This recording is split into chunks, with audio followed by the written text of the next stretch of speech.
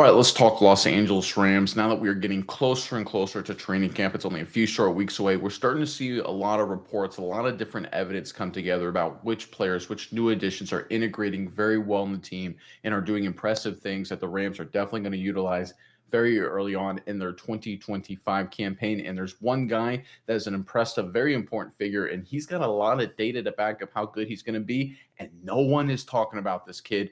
We'll get to that in just 1 second. But first, I am Nick. That is Andrew. And this is Saturday Morning Inspection.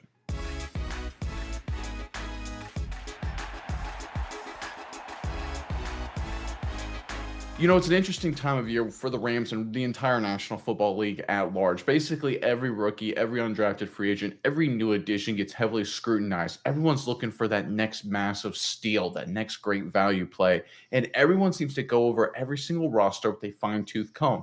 Yet, despite that, there's one guy for the Los Angeles Rams that isn't getting a lot of buzz, that isn't getting a lot of publicity. But when you listen to what the Rams veterans are saying and what the data shows, it's clear that this guy in particular, third-round selection, Oziah Stewart, out of Michigan after transferring from Coastal Carolina, looks like a hidden gem. In fact, let's pull up a report courtesy of the Rams Wire. It's a little old. It's about a week or so old, but this did not get much play. This is from Kobe Turner, obviously their star defensive tackle.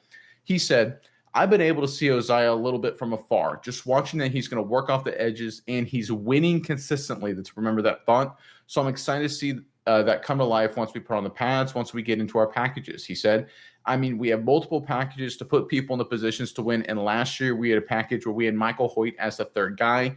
It'll be interesting to just kind of see what other situation will come up that we will be able to use Josiah and use his strengths. All right, obviously replacing Michael Hoyt, finding a certain packages where Josiah Stewart can come in and be another element to this already lethal Rams front seven would be very important for Los Angeles. All hands on deck if you're trying to make another Super Bowl run, which you obviously are with veteran guys, especially at the quarterback, Matthew Stafford. Your window with Stafford, just because he's getting older, is obviously getting smaller. You obviously have a chance to win a Super Bowl, with Sean McVay as your head coach, but you've got your franchise quarterback now. We saw it last year, almost beat Philly. Now's a really good opportunity to get after it. You need everybody to step up, especially rookies in the short term. And it looks like Josiah Stewart is a guy who can win consistently. Let's keep circling back to that because this is a guy who in all kinds of situations as a collegiate player, he won. Whether it's one-on-ones, whether it's true pass set situations, whatever it may be, he won and he did it better than everybody, folks. Let's pull up this graph here to highlight what I'm talking about. This is our first graph.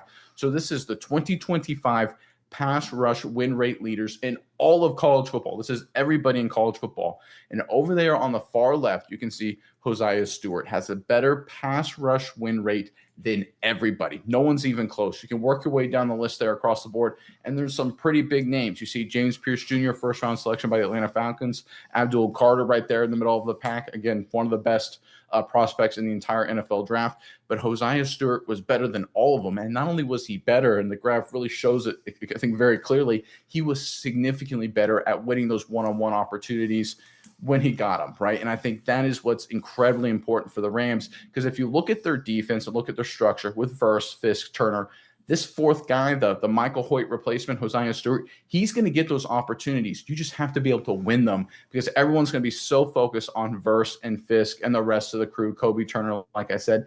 These other guys, so to speak, like Josiah Stewart, they're going to get chances where they're not going to get chipped. They're going to get chances where they're not going to get double teamed. They're going to get a lot of one-on-one opportunities, and you've got to win them. And boy, did he win it for Michigan.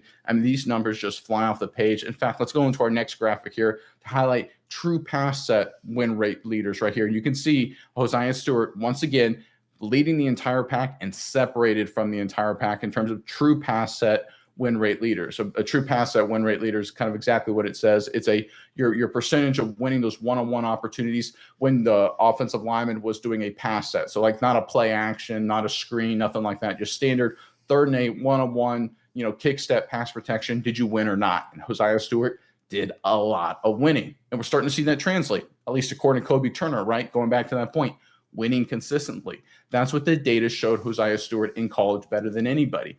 That's what Kobe Turner is noticing for the Rams that Josiah Stewart is doing already for the Los Angeles defense. And again, like I said already before, This key position right here, the Michael Hoyt replacement, that extra guy, he's going to get all the chances in the world. He's going to get all of those one-on-one opportunities as everyone rolls their protections, as they double team guys like Verse, Fisk, Turner, the entire crew.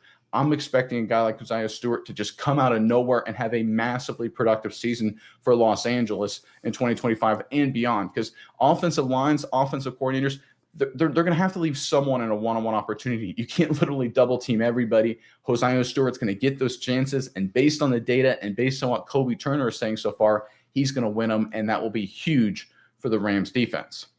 All right, Miles, I know you've got a few thoughts on this, but first, Rams fans, the Ramley, as I like to call you guys, in the comment section below, we're talking maybe an under the radar guy that's really going to break out and have a big impact in Josiah Stewart. But let me ask you this: who is the most underrated Rams defender in team history? Not the best defender, not the biggest name, but just an underrated guy, a guy who didn't get a lot of play, but just did the dirty work, was a key part of really good Rams teams.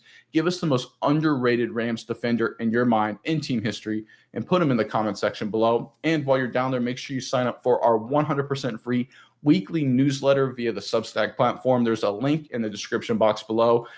We cover additional content, throw some great information for you on there. We even highlight the best comment of the week. So if you have a great comment, you may find yourself featured in our weekly newsletter. Once again, 100% free via Substack. Link in the description below. But Mize, over to you now. What are your thoughts on this latest update out of LA? Yeah, Nick, this is actually really surprising when you look at it because if we look at the defensive front of the Rams, they've really struggled to pick good defensive linemen in the past couple of years. They haven't done a great job. No defensive rookie of the year candidates anywhere. Obviously, we're kidding. They've done a fantastic job, and they really just keep hitting at this position over and over and over again. And it's like, this is the crazy part because they're getting guys that are like people are overlooking. You look at another team that we feel like does good at the defensive line position, Philadelphia Eagles, but they're always getting like the big name guys. They're getting the guys that Jalen Carter at Georgia, that everyone's talking about that. Jordan Davis at Georgia, everyone's talking about those guys. They're all athletic freak type guys. The Rams have like this deeper formula and they keep hitting at the defensive line position. And already this thing is stacked, and I'll go, every Rams fan knows this, but I'm just going to read through it really fast just because you got Jared Verse on the outside. You've got the new guy, Puna Ford, in there that I think was a really excellent addition to this team. Kobe Turner in the middle. You got Fisk on the other side. Then you got Young in there as well. Then you're going to start rotating in Josiah Stewart. This defensive line is going to be already, I would say, the best defensive front in the NFL. And now you're having guys as backups that are going to rotate in. They could start on most other defensive lines in the league with their abilities, their pedigree, everything they bring to the table here. This Rams team is going to be lethal when we're talking about what they're going to do. And I think, like you said, there's a key point in there for me that you brought up is this is the Rams' time. Matthew Stafford is not getting any younger. He's still talented. You don't there seems to be a point when you talk about older quarterbacks that they get there and all of a sudden they will fall off of a cliff really quickly. Things can, go bad really quickly. Matthew Stafford's still there. They're still trying to, squeeze what they can out of him, and he's still capable of leading this team to a Super Bowl. So any additions like this, getting a front that where you can rotate guys in, keep them fresh, or even God forbid some injuries pop up, you have a guy that can slot in and already do some really good things. I think this is a really solid selection for the Rams. People might be thinking, oh, we already have so many good defensive linemen. We don't need another one. No, I think this is the perfect types of moves for this Ram team because you look at the offensive line, pretty solid. They've got a lot of young pieces, a lot of good players there. Wide receiving core with the addition of a guy like Devontae Adams, now you have Puka Nacua. This team already stacked at the offensive side of the ball. Defense doing really good as well. Now they're adding the depth, the key pieces you need in there. This team is setting up for a Super Bowl run. This team is basically Super Bowl or bust with Stafford's remaining years.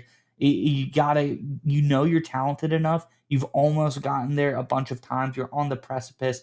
This team is looking really good, and I love the addition of Josiah Stewart just because I think this is going to be one of those pieces, one of those depth things that push this team over the edge because this team is already so close to making deep, deep Super Bowl runs.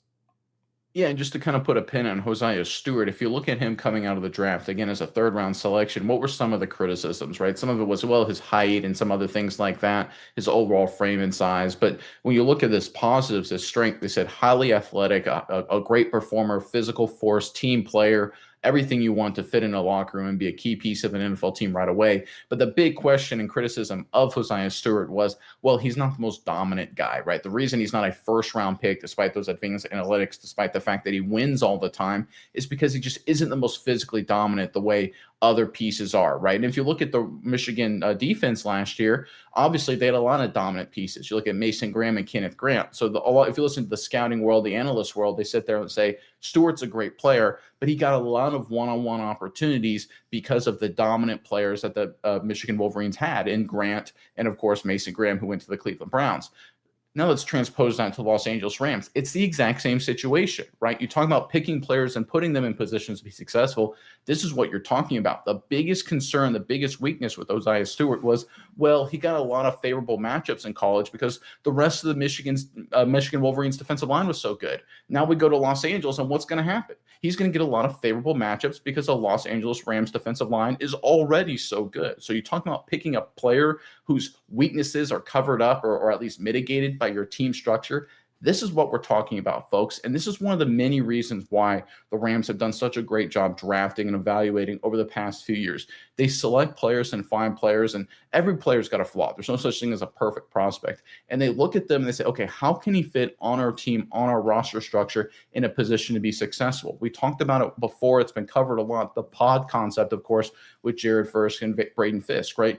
Independently, they're good players, but together as part of a pod, they go to the next level working together. We saw that last year. We'll see that for many years to come. Similar kind of concept here in terms of how can we get a guy and put him in our scheme so that way he has a great chance to succeed like he did in collegiate ranks. Well, Josiah Stewart is great at taking advantage of one-on-one opportunities. He did that in college because he played on a great Michigan defensive line. Well, heck, let's draft him, put him in with us because we already have a great defensive line. He'll be able to slide in right away and do what he's been doing at the collegiate level for the past few years.